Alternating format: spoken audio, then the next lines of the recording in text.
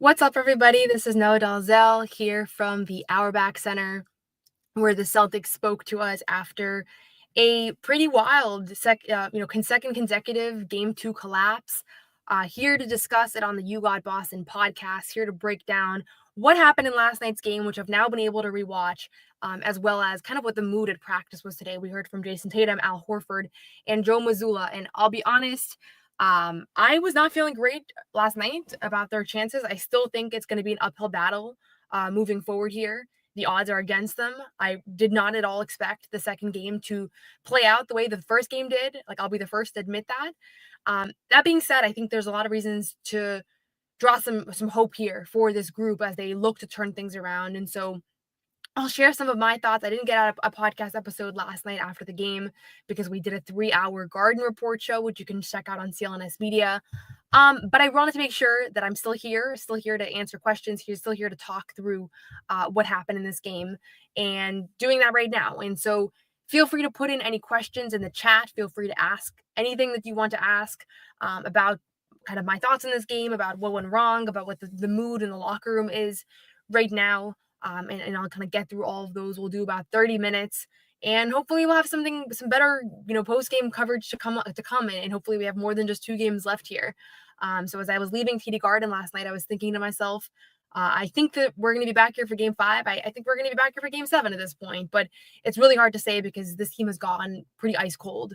And so let's start at the top. I rewatched this game, and the things that stuck out to me were a couple. So number one, I felt like more than anything, they completely lost confidence in themselves and in one another in the most important stretch of the game. And this is a mental sport, and this is not the first time that this team has done that. And Al Horford said it today when we were talking to him at practice, that it's not the first time that this team has lost games. It's not the first time that they've gotten cold. The shooting woes, they're not typical, but it's also not like, they're 25 of their last 100 threes. They've been 25% from 3 in the series. They went 10 for 40 last night and 15 for 60 in Game 1. And while it's an anomaly, it's not like this has never happened. And so I think they know they need to respond with more poise in those moments. And I don't think the answer is start passing up threes. I think the answer is actually to not lose confidence and to slow down and to be poised and to make the right passes and the right reads. What I saw in that fourth quarter where they missed 14 consecutive shots, they didn't make a field goal from the 8.5 minute mark to like 19 seconds when Tatum had that dunk, which is just ridiculous. They only lose by 1 with that level of ice cold in an NBA game. Is a team that just looked frazzled, and they looked, I thought that they were in a tough spot, just kind of recognizing that the same exact thing that happened in Game 1 was happening in front of them. I asked Al about that today, and Al said it wasn't necessarily that they were thinking, oh, Game 1 is happening again, but they did have this feeling of like, oh, we're squandering a lead, and it did kind of make them tight. So the mental part is, how do you feel? How do you kind of turn around the mental struggles? Like, there's a lot of, it's a whole field, right? And Joe Mazzulla studies these things and reads these things. And these players have been big time players in big moments. They've had their struggles, but also we've seen what Jason Tatum has done with his back against the wall, right? Versus Milwaukee, versus the 76ers, when they're down 3-2, kind of turning around and winning 2 straight games to win both of those series. Even in Miami in 23, they don't win that series, but going down 3-0, they win 3 straight games to put themselves in position to win it in Game 7. So I think we've seen it historically that these guys have stepped up big in big moments. And I think that's what gives you confidence. If you feel confident right now, probably a big part of that is the fact that this is not a young group that's never been here before that's expected to kind of crash under pressure. We asked them today, they said they're leaning on their experience, they're leaning on one another. And so the fourth quarter stretch, there's not a diagnosis for. I didn't go back and say they took bad shots. Spacing could have been better. There were a couple shots that could have been better. But generally speaking, it wasn't just the threes. It was the twos. It was layups. It was mid-range shots. It was everything. And there was a lid of the basket. And the craziest part, it wasn't like they were close.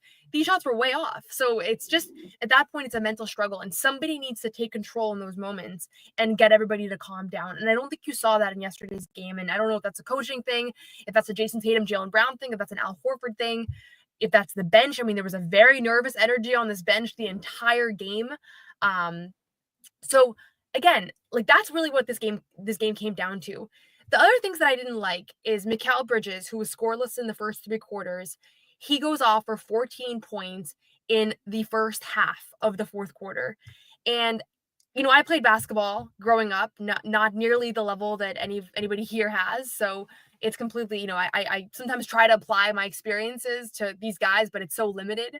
But what I do know is that when you get in a rhythm, in a flow state, and your defender is kind of like playing 50% and you're getting the same kind of coverage over and over again, it starts to feel like it's just you in the basket and nothing else really matters. You're not thinking about the pressure anymore. You're not thinking about the fact that you hadn't made a shot in the first 3 quarters. What we saw defensively on Mikal Bridges is that they did not, I think, up the pressure on him sufficiently, and he willed them back into this game. And so the offense was the story here. It remains a story, 91-90. There's no way to spin it. The Knicks had a very inefficient offensive performance, but they didn't adjust when Mikal Bridges kind of caught fire early on there. And then Josh Hart also saved them a couple times with offensive rebounds. So those two things stuck out from the fourth quarter. Mikal and Josh Hart really won them this game. Jalen Brunson hits some big time plays. He always will. He always has. But that wasn't the difference here. I think you can live with that and you can account for that. And I didn't like Al Horford playing all 12 minutes in the fourth quarter. And that's no knock on Al. I have a lot of faith in him. I think that he's going to step up in game 3. I think you saw him be super poised in this game today. But he was 1 for 6 from the field. He was way off on all of his shots. He had some 2s that were just ill-advised. Like, you're better off taking the 3 even if your shot's not falling than kind of leaning into a tough 2. And then defensively, I thought he looked slower. He missed some defensive rebounds too. So I don't think there's a reason to play Al for 12 minutes in the fourth quarter. And it's always easier. It's always easier in hindsight. Like, it's always easier to say, like, well, now that we know that they lost the game, like, should sub patterns have been completely different? Obviously it's easier to say that after the fact. But Luke Kornet gave them good minutes yesterday. He really did. And so in that sense, it's like, go back to Luke. He played 3 minutes in the fourth quarter. Kristaps played 3 minutes in the fourth quarter. It's hard to assess that because Kristaps is battling some unknown illness still. And the reality of the matter is that Kristaps gave them some good life in the second half. And I don't know that he could have played more, right? But the defensive, the Luke Kornet piece, I would like to give Al a little bit more relief. I honestly thought Luke was better than Al in last night's game. And so I would have liked to see Luke more in general. But even if you didn't think Luke was better than Al, 12 minutes in the fourth quarter, this is a guy that they load manage all year. This is a guy that doesn't play in back-to-backs. He doesn't play heavy minutes. And he's proven, the numbers are totally behind this, he plays better when he has more rest. And obviously everybody does a little, but the numbers are like crazy when you look at Al Horford on a back-to-back, Al Horford on a 1 day of rest, 2 days of rest, 3 days of rest. So I would have liked to see Luke play a little bit more in relief Al, because I do think it cost them down the stretch that he was running on tired legs. The other piece of this, I wanted to see more Peyton Pritchard.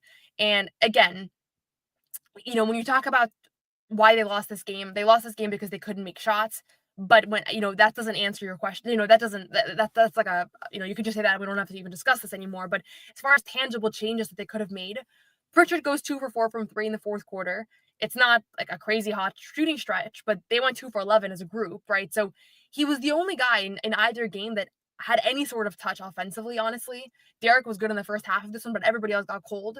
And at the end of the day, he's not just a microwave scorer off the bench. He's your 6th man of the year. He was a critical part of why they were able to win 61 games this season. He was awarded 6th man for a reason. I think defensively, he's actually been one of their better defenders through this postseason. He has not been a defensive liability. He's navigated screens well.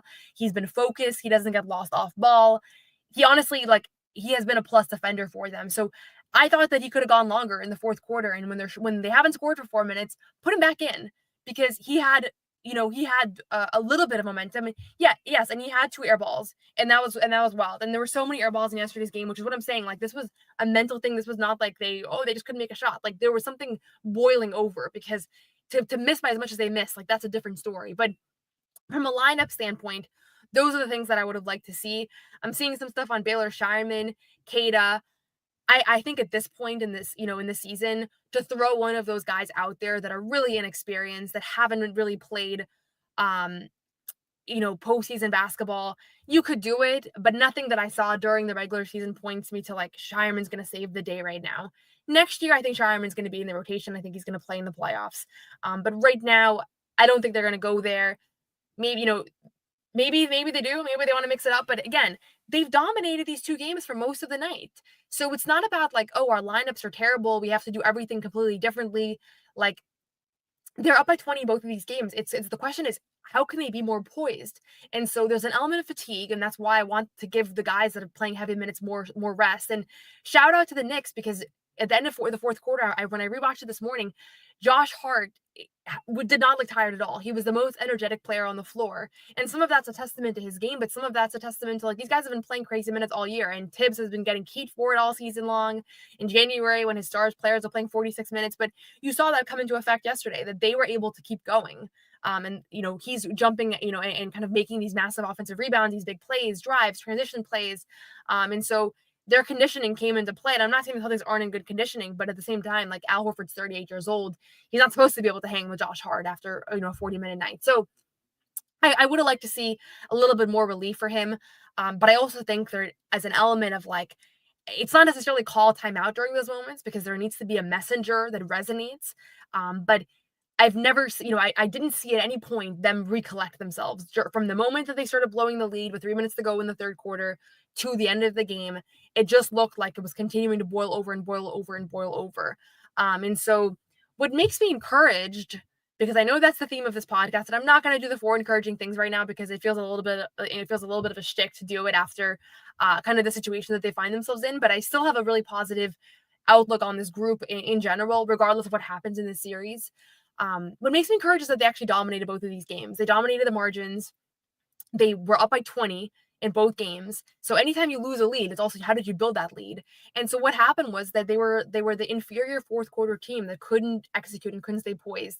And it's pretty shocking to watch from an outsider's point of view because these are champions, right? These aren't like second-year NBA players. This is not the 2017 Celtics. Like these are champion players that you would think would have a level of poise that they just haven't had in game one and game two. And they're not going to necessarily say it, but I think that the ghosts of game one were haunting them throughout game two. The building went quiet when it was still a 15-point game. I watched the Knicks bench. The Knicks were like, we're about to do this again. The Celtics bench was like, oh my God, are we about to blow it again? So this was mental. And there are little execution things you can do differently. Should they be fouling Mitchell Robinson? I am not a big believer in that game plan. I didn't think that it made a lot of sense. Was the pace right? They had some live ball turnovers that were terrible, right? Like the late game third quarter minutes, like all of that. There's a lot of things that you can change that are tactical, but above all of that, when I rewatched this, I think it was more of a mental thing than anything. So I'm going to try to answer some of these questions. I do agree with this, Kevin. I think sometimes when you see like, okay, we don't have the poise right now. We're not able to kind of get our heads out of this cloud that we're in. At that point, you want them to just run something easy, get an easy look. I think that, obviously they have a playbook, but I don't think you saw that yesterday. So is that a coaching thing? I think you can blame the coaches. I think you can blame the players that are on the floor, whatever it is. But I agree. I think when I rewatched this one, it's like, yes, they got open looks. And yes, that's why they lost this game. But they never were able to get into a rhythm where it's like even the open looks that they got were a little bit random. And and again, you can critique it, but also it's how they won a championship last year, playing this kind of random offense where you mismatch hunt and everything. And sometimes it's going to hurt you. And in this series, and when it's mattered most, they haven't been able to deliver. Before the series, Kristaps was talking about the margins and the importance of winning the margins. And he said that ultimately, like, they don't want to be bailed out by the greatness of Jason Tatum and Jaylen Brown. They want to do things the right way. I think the reality is in this series is that nobody has bailed them out. They haven't been bailed out by the greatness of Jason Tatum and Jaylen Brown because they haven't been great. Tatum's really struggled. He took full ownership of that at practice today. He said, I have to be better. I will be better. I'm taking full ownership. He took ownership for the last play that he made the wrong read. He dribbled into traffic. So those guys are not playing like themselves right now. I don't know if there's an injury component. I don't know if Jaylen's knee is limiting him. We all kind of forgot about Tatum's wrist, and I don't want to make excuses for him, but it's still something that's, a part of the reality of what he's dealing with. So again, I don't know if that's what's happening, if it's fatigue, if it's something else that, someone here asked about, is the trade rumors affecting them? I don't think so. I don't think that anything that developed between these two rounds, the Shams report and all of that, I don't think that it was anything really new for this group. I think they know that there's going to be off-season change regardless of what happens. So I didn't really see that. Is Kristaps Porzingis being impacted by the fact that I think the fans have kind of put a lot of pressure on him through his illness here? Maybe a little. He seemed really down yesterday. And again, we don't know exactly what he's been dealing with. Yeah, I feel for him because from a health standpoint, like, you never want anybody to not be healthy. But I don't think this is a trade thing. I think there's pressure because you want to win so badly. You want to avoid defeat so badly, and you don't want to blow a lead. Like, playing ahead is tough, and you could see that they're playing with, like, kind of looking over their shoulder, like the Knicks are making this run more so than like let's keep our foot on the gas. Let's keep doing what we're doing. Tatum throws a pass to Brown and it kind of slips through Brown's hands. That was going to put them up by 22 late in the third. They had so many opportunities to put this game away. It is ridiculous. Like, when I rewatch this game, anybody in that locker room could sit to themselves and say, I lost the team this game, and they would be right. Because Derek White had opportunities to win this game. Al Horford had opportunities to win this game. Pritchard even, if he doesn't airball that top, like, there were dagger opportunities, and they missed all of them. And so I'm sure Jason Tatum feels terrible about the last play. I'm sure Jaylen Brown feels terrible that he wasn't better in the second, in the fourth quarter and in the second half. Al Horford said today that he has to be better. He missed some clean looks. But this was a game that saw like the blame could really be put on anybody. So that's kind of the reality here. Why I'm feeling positive, because I'm seeing some people, they want some positivity, and I'll give you some positivity. I can't promise you that everything's going to be all right. The odds are in their are against them, right? Like, they're down 0-2. It's a tough spot to be. That being said, I saw the stat today. I'm going to read you guys this exact stat, actually, so that I don't botch it. And I've learned if I pull anything up on my computer during these live streams, everything crashes. So at least one team has recovered from an 0-2 series deficit in 8 of the last 9 postseasons. The Pacers did it last year. In 2023, the Warriors did it. 22, the Mavericks did it. 21, the Clippers did it twice. The Bucks did it twice. Drew Holiday was on that team, won a championship. So I'm sure he's telling them a little bit about kind of what that experience of coming back from a 2-0 deficit again. So it happens all the time. And this team has been better on the road than at home this season. The exact record here, let's look. This season, they're 33-8 on the road, and they're 28-13 at home. So they come back from being down 2-0. It happens every year. Somebody does it. And they're better on the road than at home. So that's the thing. Like, I really do think that they have the opportunity here to turn things around, that it happens, and they're looking forward to going on the road. I think there's actually a lot of pressure with playing with a lead at home, and you can kind of sense the nervousness a little bit. The Knicks have been relishing playing in TD Garden. The Knicks have been better on the road this year too. So the road thing, the fact that they were one of the best road teams in NBA history, they fell one road win short of tying the Warriors record. Those are the things that you have to kind of like, you have to kind of lean on in this moment. The other thing is the experience. And that's what they're leaning on. They're leaning on one another. I don't think this is a fractured group. I don't think this is a group where there are locker room issues. There's a lack of buy-in, all of that. I really don't think so.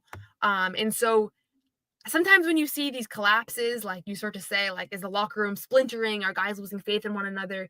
Zero reporting, zero indication that that's what's going on. This is the same team that won a championship last year and kind of coasted to a championship.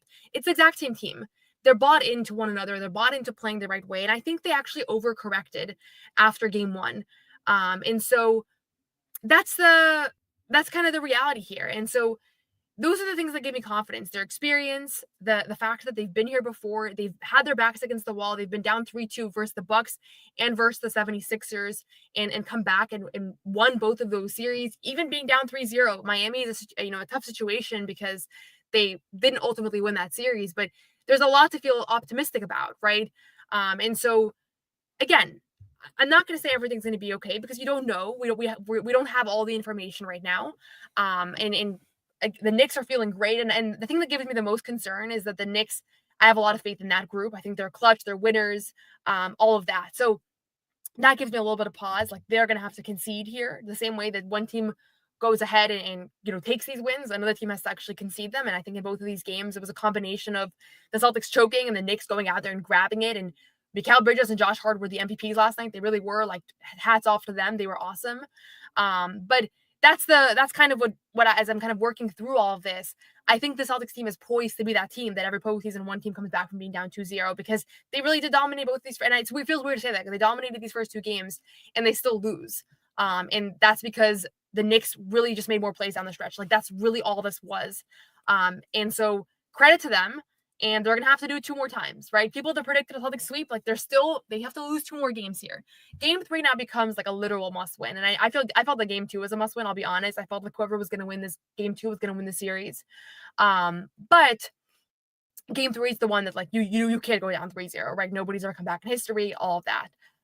So quick message from our friends over at PrizePicks. Feel free to continue putting questions in the chat, and I want to get to some more questions when we come back. PrizePicks is the best place to turn your sports knowledge into cash. With millions of members, PrizePicks has made daily fantasy sports accessible to all. You just pick more or less on at least 2 players for a shot to win up to 2,000 times your cash. Run your game all season long on PrizePicks. Cash in on the basketball playoffs with PrizePicks. Don't miss your last chance to add your favorite players from the court to your PrizePicks lineup. Whether it's points, rebounds, assists, take your pick of more or less for a shot to win up to 2,000 times your cash today.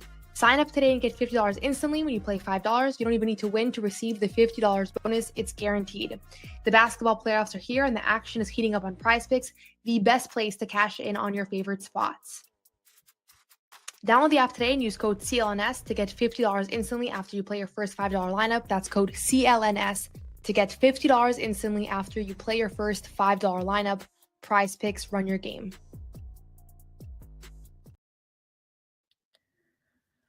Okay, so I'm continuing to look through here. I don't think there's a lot of reasons to feel optimistic.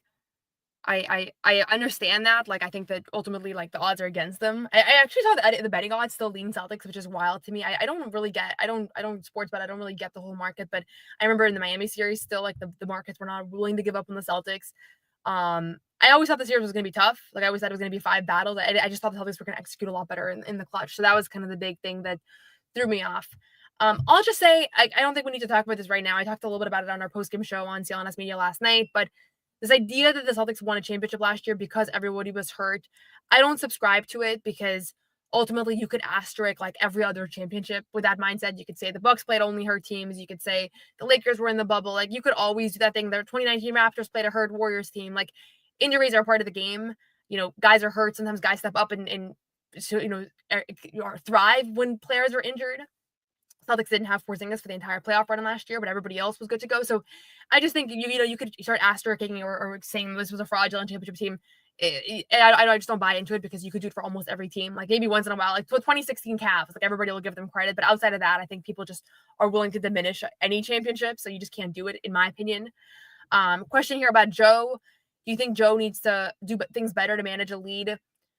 Timeouts, rotations. I'll put more of the blame on the players, but I think definitely Joe has to shoulder some of the blame here. The rotations, I would have liked to see more relief for Al in the fourth quarter. I would have liked to see more Peyton Pritchard down the stretch. I would have liked to see Tatum more involved from the jump.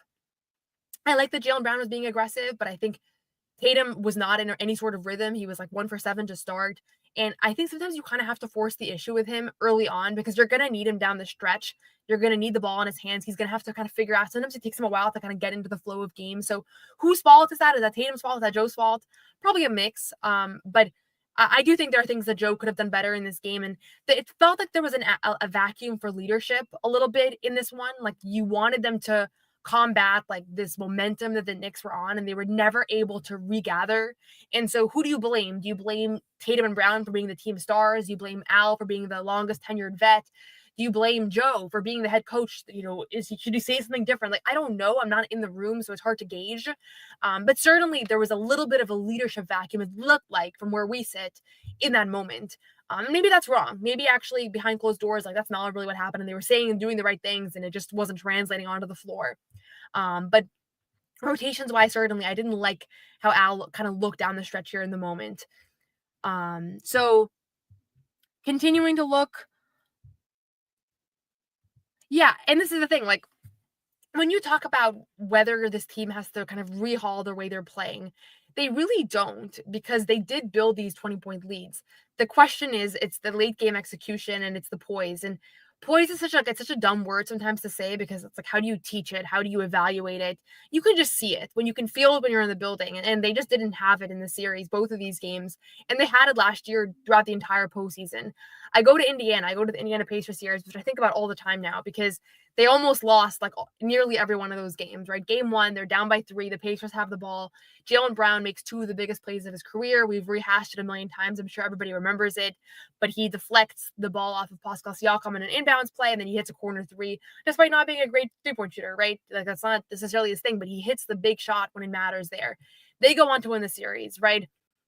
They didn't dominate the Pacers. They didn't play significantly different style of basketball than they're playing right now, but they made the plays down the stretch. So there's a little bit of luck. There's a little bit the ball has to bounce their way. There's a little bit of you have to be the more poised team than the opposing team. I thought the Pacers made some major blunders last year in the postseason that you're seeing them come back this year, and they've been so much better in the clutch. This Knicks team has made big time plays. So the challenge is now that the margins are slimmer. You know, you don't have the ability to just choke away a game because now you literally need to win 4 out of your next 5 to survive. But I think as you look at the overall game plan, it's not like they have no answer to the Knicks. They can't control them. Like it's they just have to be better down the stretch. And again, I going into the series, like this was, I guess I didn't really express this as a major concern, but a big advantage that this Knicks team has is that they have winning basketball players. Not every team does, but I really view that trio, the Villanova trio of Josh Hart, Mikal Bridges, and Jalen Brunson as 3 winning basketball players. And they haven't been perfect in the series. They've had their own moments of individual struggle, but they make winning plays down the stretch. So that's the reality that you kind of have to fight right now, is that you're playing another team that's going to make the big plays. So you have to make even more plays. Is Drew good? I didn't hear anything about Drew. I think that he is fighting through this hamstring strain, but he's generally been pretty good. I think he was better in game 1 and then in game 2. He had some moments defensively where he seemed a little bit slower, a little bit kind of obviously fouled Jalen Brunson in that key possession late game, which I'm not going to put the blame on him on that because I think there were a lot of bigger moments that were more in their hands than that one.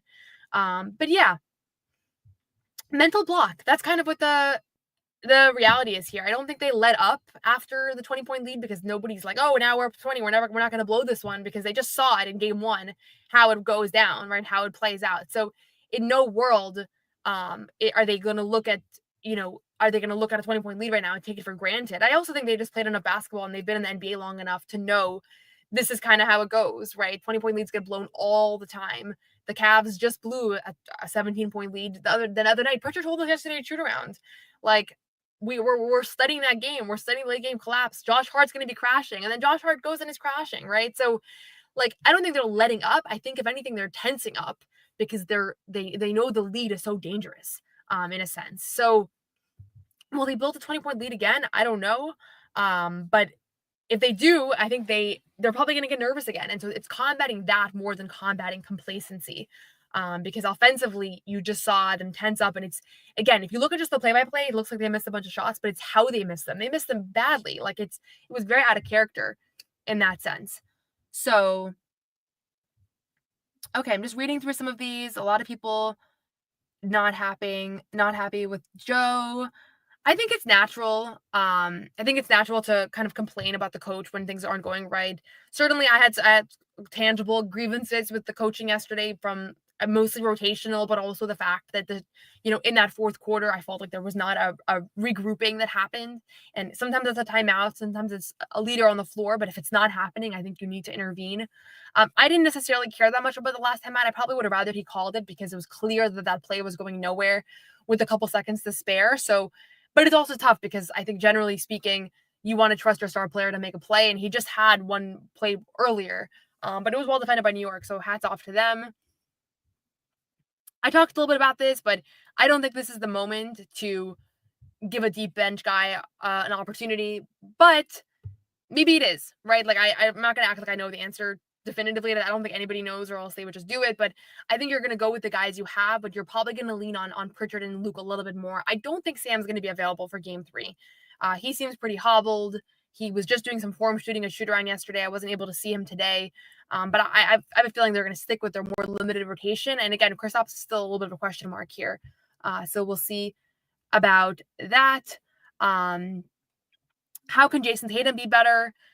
Honestly, I felt like he needs to just actually attack the basket and just get to the line, like not be afraid of the contact and just draw it. What he did so masterfully versus Orlando is he relished the physical contact and he tried to get to the line and it worked and he shot his free throws really well. So I think that's one way that maybe he can kind of see the ball get going. I thought defensively he was really good in this game, and from a rebounding standpoint, he was really good in this game. And I didn't feel that way after game one. I thought he was much better defensively after game two than after game one. But he has to kind of get out of his own head a little bit because, and I know people are probably going to disagree with this, but he passed up some open threes earlier on, and it got in his own head. It made things more difficult for him offensively, and he was not good offensively in this game. I think he finished just 5 of 19. But beyond just the missed threes, it was the twos that were more painful to watch, honestly. So I want to see him attack the basket. I want to see him get to the line, but he has to also stick with his game. And he, as much as it bothered, to much to the dislike of fans, he hits these threes, and even when he doesn't, it's part of his game. It's part of how defenses have to defend him. So I think he has to get back to kind of to his own game. And he said it today, like, we're going to get back to our identity. We're not going to waver because the shots aren't falling. And I also want to see him get going earlier on. Like, I think at this point, he has to get going for them to win these games. So you have to lean into that. You're not going to be able to just say, like, okay, other guys have the hot hand right now, so he can kind of fade into the background. He needs to get going. Last night in the first half, it was Jaylen Brown and Derek White, and they kind of just lived with the fact that Tatum only had 2 points at the half. They still had the lead. I think right now you have to kind of force the issue with him a little bit. Okay, continuing to scroll down here. Vacuum of leadership. Yeah, I mean, it certainly seemed that way. Like, I think in those moments that there was a little bit of a vacuum of leadership. I don't think anybody's disinterested. They really want this. Like, they really, like, trust me, I'm around these guys every day. They really want to go back to back. They don't want to lose in the second round. They've known all year that no team has lost in the second round. No team has gotten out of the second round that's won a championship since the 2019 Warriors. Like, it has been almost a decade now of this trend. And so, like, they are aware of it, and maybe that's haunting them a little bit, the reality that this keeps happening to teams. Like, I don't know. But I don't think it's a lack of interest. I haven't seen anything that's pointed to that. I'll echo this. Teams blow 20-point leads all the time. It's actually scary to be up by 20 in the playoffs. If you're turning on a game and you're watching it and you're seeing that game's up by 20, let me put something else on. Keep the game on because chances are you're about to watch a comeback. That's kind of how this goes. What's my excuse if the sweep comes? I don't think there's any excuse. I mean, I'm giving the Knicks all the credit here for the plays that they've made, for the greatness of their stars, especially the role guys. I think OG Anunoby, big part of game one, Mikal and Josh Hart game two. Like, series are won because of everybody, right? It's not just star players. If it was, it's not like Jalen Brunson and Karl-Anthony Towns have been perfect in the series. It's been everybody else. And so what I'll say, though, is that people are going to say, negate the 2014 championship. They're going to say whatever. Like, I think you look at everything as one series at a time. And there's been moments where guys have been great. Giannis, nothing will ever take away from what he did in 2021. And then we've seen him not be able to get out of the first round since then. So it's the life cycle of sports. Like, what makes sports so unpredictable and exciting is that you don't know, just because you win one year doesn't mean that it's going to carry over. Just because a group clicks and a dynamic works one year doesn't mean that it's going to work the year after. The vibe today at Auerbach Center was cool, calm, and collected. It was inspired. It inspired me, honestly. I was really impressed by how everybody handled their press conferences. I just think there's a lot of emotions. Obviously, everybody's frustrated with how these last 2 games have gone. But they had a night to sleep on it. It obviously stung. And I saw a lot of leadership in the way that Tatum, Brown, and Mazzulla were talking. You could watch those press conferences entirely on the YouTube channel, CLNS Media. I felt last night a little bit more discouraged in their ability to kind of turn this around. But honestly, after rewatching the game and hearing them talk, I feel more encouraged. I can't say, like, I think they're for sure going to turn this around because definitely the odds are still against them. But I think Al Horford in particular brought a level of calm and poise. And Jason Tatum said it. He said, I'm going to be better. And he usually is, right? Obviously, the 2022 finals were a tough series for him. But most of the time when he starts a series poorly, he turns it around. And we've seen him do that time and again. And I believe in Tatum. I believe that he's going to be able to do so. They are guys that play their best when their backs are against the wall. So we'll see kind of how it goes. Is Tatum hurting? I don't know. He said in the Orlando series that the people around him know how serious this wrist injury is. I do think it's limiting him. He obviously has a ton of wrap and bandage around him. I don't know, is it why he's afraid to go to the basket? It seems like he's more afraid to go to the basket against this Knicks team than the Magic team, which is a little bit confusing to me because I don't think defensively the personnel is much better. But I like what New York's done schematically, but yeah, it's challenging to watch. So we'll see. I'm going to do a couple more questions here, and then I'm going to wrap up. But I did do a full post-game, full practice podcast with Bobby Manning that'll be on CLNS Media as well. So you can watch that too. I do feel badly for Kristaps Porzingis. I'm seeing some comments here. He looked really kind of demoralized about how things played out for him. You know, the fact that his health is kind of failing him in this moment. He just wants to be available. He's healthy and he doesn't have any injuries, right? And he just wants to be out there. And you can tell that he's playing with a very limited motor. So I feel for him. I feel for the people around him. You can tell that they're trying to lift him up. He said the organization's had his back. That probably the fans have his back. I think that's true for some fans, not for everybody. But health stuff just sucks. And the fact that health is, yeah, I think that, you know, you just hope that everything's okay with him beyond just the basketball, right? And I think he does know the pressure of him being traded is increasing, that his trade value is decreasing, all of that. Like, they're human beings at the end of the day. But I thought he gave them what he could in yesterday's game. Like, you know, he wasn't perfect. I thought in the first half, those 5 minutes were pretty brutal, actually. He couldn't get a rebound. Second half, he made a couple big plays that if they win yesterday's game, we're all giving him a lot of credit for how he battled illness and gave them some valuable contributions. So it sucks. It sucks. It seems like he's just had bad luck. And it feels like sometimes guys, you know, some guys just don't have good luck when it comes to dependability and availability. And I don't know what it is. I agree with this. I think that Tatum was passing up threes that he would normally take. And lack of question here from Joshua. We mentioned a lack of leadership during those moments.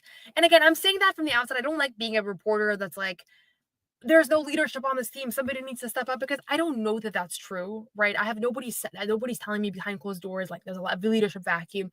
It just felt like during that run, they needed to regather, and it needed to be somebody. Like, it could be Xavier Tillman for all I care, and you didn't see them be able to do that. So whether it was nobody tried to pull the group together, or it was they tried and it just didn't get through. Who's going to offer that leadership? I think you're going to see it from Al Horford, who has been kind of the rock for this team over much of the past decade. I think you're going to have to see from Tatum and Brown, though, in their play beyond anything else. There are guys that, you know, Jalen's become more vocal. Tatum's more of a lead by example kind of player, but still, most important is their play on the court. And they're going to need to play calm and collected, and that's going to spread to everybody else. I guarantee that that'll spread everybody else if they can kind of be a little bit more calm in those moments too. Gonna wrap up here in a moment. I do appreciate you all for checking in, joining the show. I wish they had played Luke more. I agree. Al Horford praised his performance today. I agree. Al Horford should not have played 12 minutes in the fourth quarter. That was, yeah, the Mitchell Robinson thing. You should check in. Bobby Manning and I did a show, as I mentioned. He is not happy about the Robinson fouls. It didn't really make sense. It really didn't make sense to me. Like, especially they started doing it before they were even in the bonus. I think it disrupted the game. It might be a moment of kind of leaning in on the analytics a little bit too hard. So, okay, there's a lot more questions here. I'm going to try to just kind of rapid fire. Yeah, valid. I think when the shots aren't falling, like, you want to see them go to some set action, and this era of Celtics players have not done that. Like, you can't deny that. But again, the looks they got were so good that it's hard to blame, like, the actions. Knicks have been clutch. Tatum should probably take more threes. Like, I'm agreeing with a lot of you guys here. I don't think this is like panic for the most part. I don't agree with like the whole like fire Joe, these guys are frauds things, because if that's going to be your mindset after 2 games, like, it's always going to be superbly difficult. Like, it's always going to be, it's just really hard to win consecutive years, and coaches get fired all the time. Joe probably will get fired at some point. I don't think it'll be this summer, but everybody gets fired, right? That's just the nature of things. So listen, I don't have all the answers. It's not the easiest kind of stretch here to understand, because they have played really well until they haven't. I give a lot of credit to New York. I give a lot of credit to the role guys, like I said. I thought the Celtics were going to take the series in 5. I thought they were going to be 5 games to the wire, like the way the Indiana series were. And I've been surprised at their lack of execution down the stretch. I also thought that, the shots were going to turn around in game 2, and they didn't. So when is Jaylen Brown going to turn it around? I don't know if this is, again, and also so many guys are dealing with lingering things, but I don't want to just say, oh, Jaylen has the knee, Drew has the hamstring, Tatum has the wrist, because we don't know how much of a factor these things are. Nobody's healthy right now. That's not excuses. So, okay, I'm going to wrap up here. I have another podcast in like 50 minutes. You can check on CLNS Media, everything else. I'll be on the Kevin O'Connor show later as well, discussing this with Jack Simone. Please subscribe to the You Got Boston podcast. I'll be going live after game 3. Maybe I'll be going live before game 3 at some point, because I know people want to talk. People want to kind of break down what's going on here.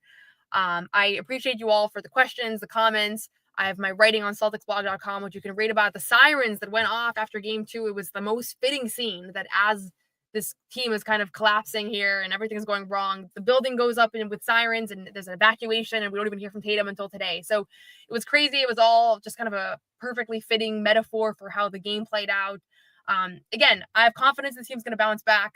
I have confidence in the guys on the team. This is not a situation of like everything's falling apart and all of that, and everybody's turning on one another.